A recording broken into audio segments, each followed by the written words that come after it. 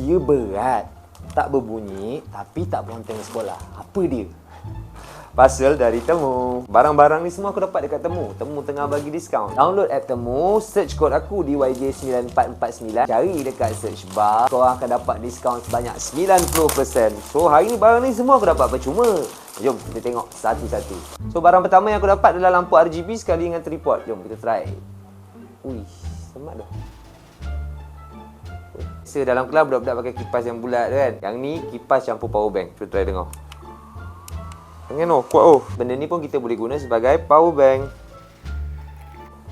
Kamera ni datang sekali dengan buku filem dia, stiker, tali. Yang penting dia ada sekali datang dengan filem. Yang di filter ni biasa kita shoot kat luar, kat bawah panas kan. Baju yang bawah panas terik tu dia boleh tukar jadi lembut, sejuk, cinematic je lah orang kata.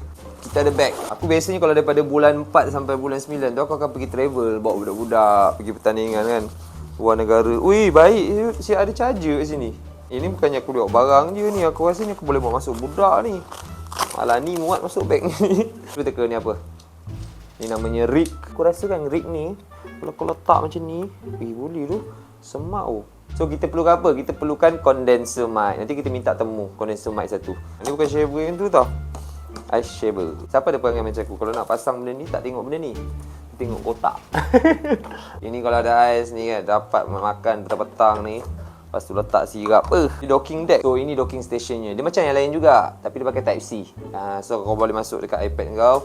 Sini ada output audio kalau kau nak guna earphone, HDMI, SD, micro SD, ada USB 3. So kau boleh pakai semua. Sekali kita ada tempered glass. Aku minta satu dia bagi 3.